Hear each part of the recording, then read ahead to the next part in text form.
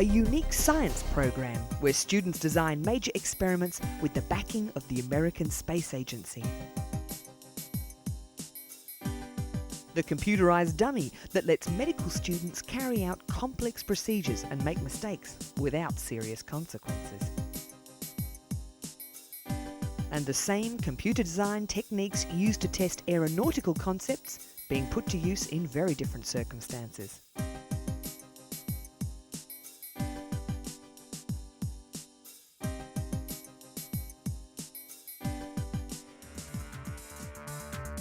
Japan's largest mobile phone operator, NTT Docomo Incorporated, is set to launch the world's first commercial third-generation phone services. The 3G launch was postponed due to insufficient stability from line connection, but the company rolled out trial services for a select group of 4,500 corporate and individual users to let them get a feel of what's to come.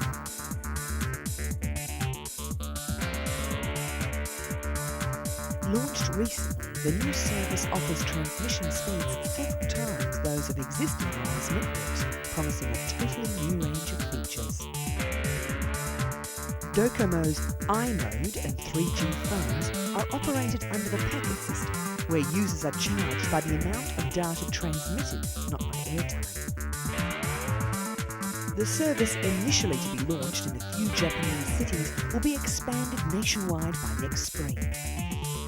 Despite the announcement, shares in Docomo fell 5.48%. Around the world, proposed 3G services have met with technical difficulties. British phone company Vodafone has said they could only expect the new technology to deliver data at 64 kilobits per second, half the rate expected, and only a fraction of the 384 kilobits per second experts claim is needed to make many of the promised high-tech services work.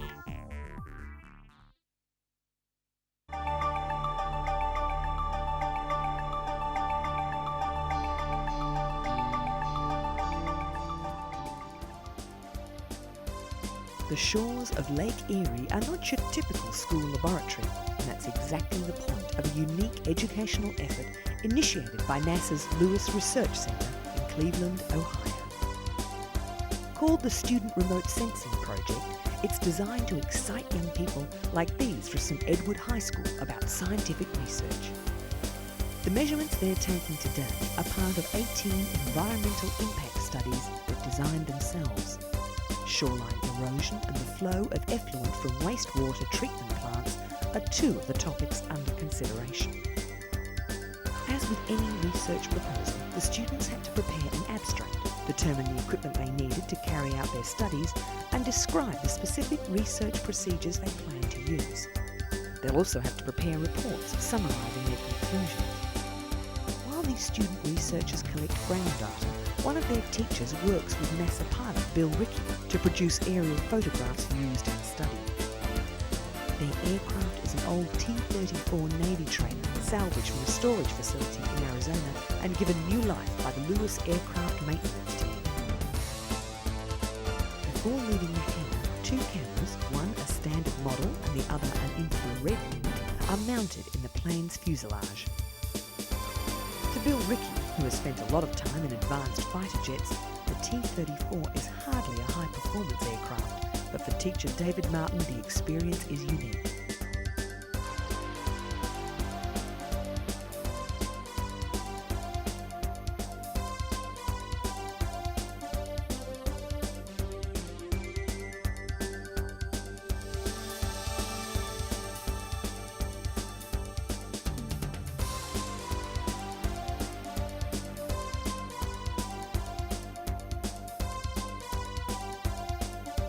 Once airborne over the study site, Rickey positions the aircraft and Martin triggers the cameras which look through two round holes in the plane's underside.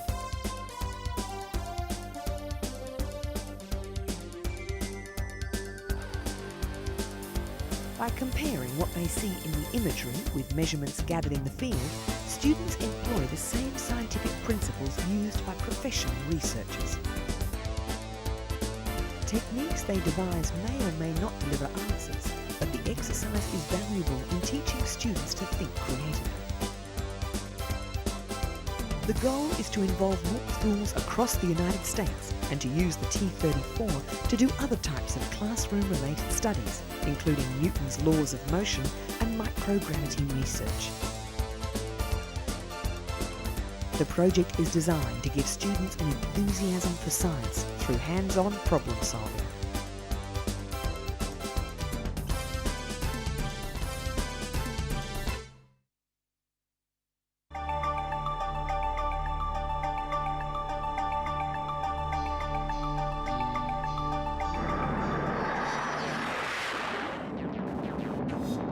NASA is not just devoted to the development of space, it is keenly focused on cutting-edge aircraft design. Key to the success of this effort today is computer modelling, the ability to evaluate a number of factors before committing to a particular configuration. Recently, engineers at NASA's Lewis Research Center have been using these same modelling techniques to improve the design and durability of artificial joints. Joint replacement surgery is performed every day at places like the University Hospitals of Cleveland. Here, orthopaedic surgeon Dr. Bernard Stahlberg holds a widely used artificial knee. The problem is that currently, implants like these have to be replaced every 10 to 15 years. NASA researchers are using computer simulations to come up with a design that will stay securely in the bone for a longer period. These techniques also make it possible to custom design artificial joints. Another medical development involves ultrasound. Originally used to detect structural flaws in aircraft at NASA's Langley Research Center, this technology is now enhancing the treatment of fire-related injuries. In the United States each year, 2 million people suffer serious burns and 200,000 need hospitalisation. Assessing whether a burn is second or third degree is crucial.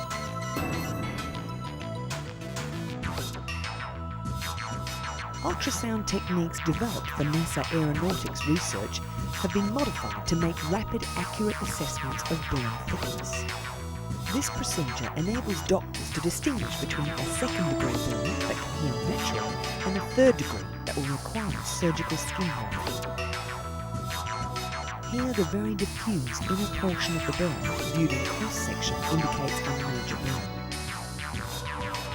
Once, left to time and a doctor's eye and experience, burn assessment can now be highly accurate and instantaneous. This new application compares very favourably with previous techniques. Improving the assessment of burns and the design of artificial joints is yet another example of the spin-off effect of research into new aeronautical applications.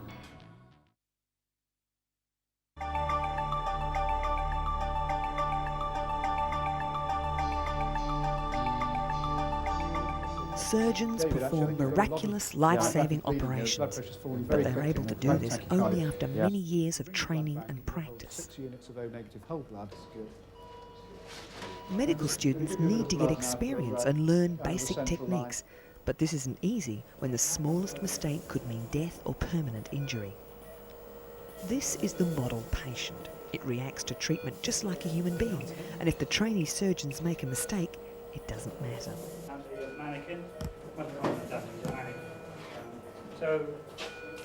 The computer-controlled plastic dummy is used to teach surgeons, nurses and anaesthetists vital procedures they'll need to know to treat flesh and blood cases.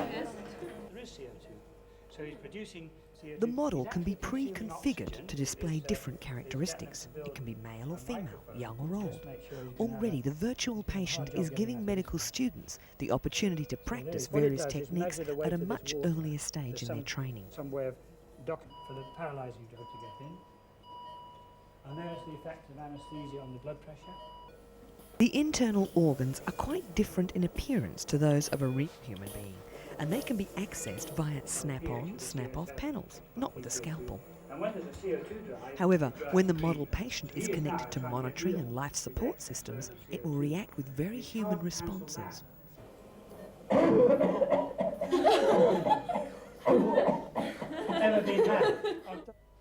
The come new across system any? has been There is, but developed in the you haven't United come across States. it. No, Just okay. as flight So simulators what we have would normally do is, revolutionised and the if you look training on of that, you see pilots, this bag the is model moving. patient already is changing the way We had it, medical students learn. coiling It's on. finding You see, places in as teaching I hospitals squeeze, around the his world. lungs twitch a wee bit, you see.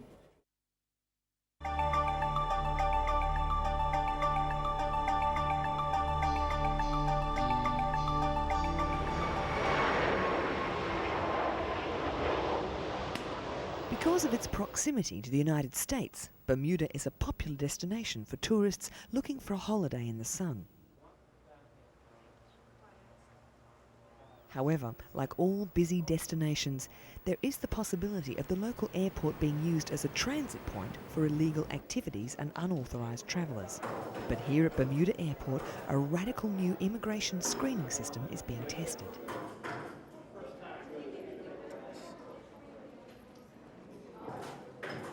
The new system, developed under the name FastGate, was devised by IBM. The principal feature of the unit is a hand geometry scanner. The hand geometry scanner converts biological characteristics, in this case hand size, shape and fingerprints, into a kind of digital signature that can be used to accurately authenticate the identity of an individual. 900 Bermudans have been issued experimental FastGate swipe cards. On arrival at immigration control, 3 scans are taken which survey the length and breadth of a person's hand and fingers to confirm their identity. The FastGate scanning processor is linked to a central database which can cross-check to see if a person has anything on their record that may prohibit them from entering the country.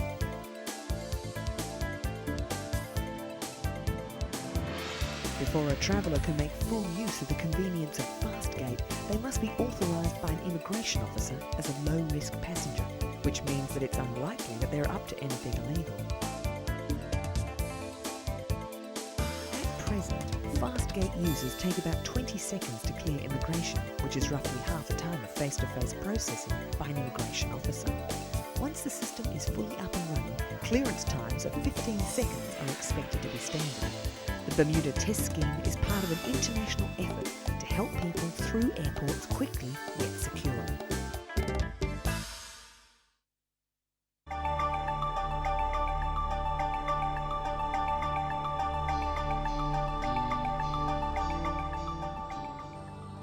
These shelves at the University of Southampton contain over 300 years of history. Until recently, access to these government documents from 1688 to 1995 has been restricted. But now, thanks to funding from the British Library, they're being scanned to go online. The project, led by researchers from the University of Southampton, will allow access from the web to subjects as diverse as past foot and mouth epidemics to the 19th century political views on the Channel Tunnel. Access to the information is free using www.bopcris.ac.uk and will prove an invaluable tool for researchers and those interested in British government history. It covers everything from current topical issues to matters of social change. The project is now moving to the next phase. From December, work on a full text archive of documents from 1801 onwards begins. That's scheduled to be completed by December 2003.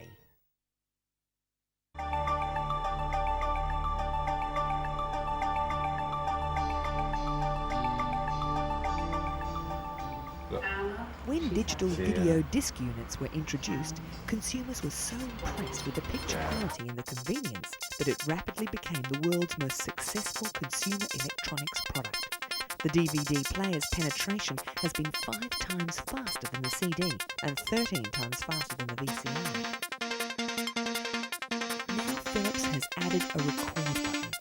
The DVD R1000 can record programs off-air by way of its inbuilt tuner with all the convenience and features of conventional VCRs, but flawless DVD quality. Recordings can be catalogued via a menu system, familiar to users of the read-only DVD technology. The new Philips format is compatible with existing DVD video and DVD-ROM players and PCs. The single-sided 4.7 gigabyte discs will cost approximately $20 US. The new DVD R1000 can also copy digital camcorder tapes directly to disc. Permanent archiving of domestic video is now easy and convenient, with a visual table of contents to retrieve recorded programs. Transfer of data happens via the familiar FireWire system. Fast forward and rewind is unnecessary on disc, with no visual search required. You simply skip to the next recording.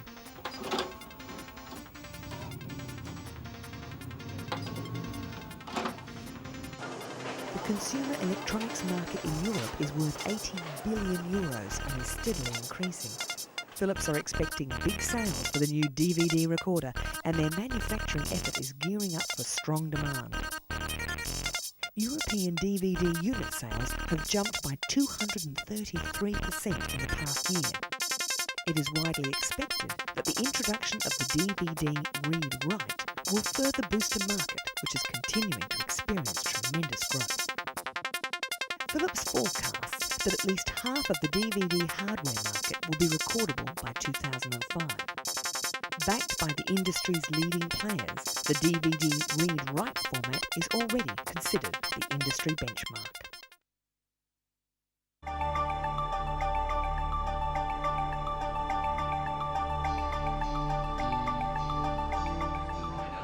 And here's the vehicle. Ladies and gentlemen, the Blue Yonder Challenger. Looking more like a supersonic car than a bicycle, the Blue Yonder Challenger has been built with one aim in mind: to break the cycling speed record, now standing at 117.06 kilometres per hour.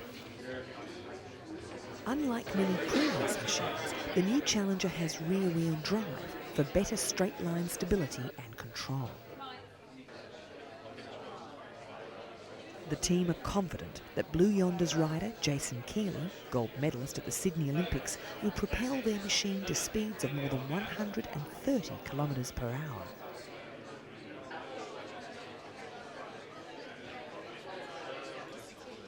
Jason has just a few weeks of training before he goes head-to-head with Canadian world record holder Sam Whittingham in Nevada.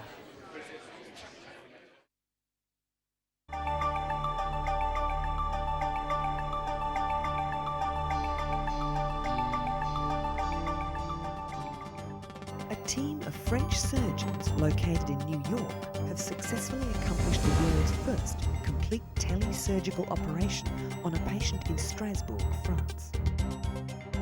The 45-minute gallbladder removal was done via a Zeus robotic surgical system. The link between the robotic system and the surgeon was provided by a high-speed fibre optic service that enabled the surgeon to work with virtually no time delay. It's predicted that telesurgery will become routine.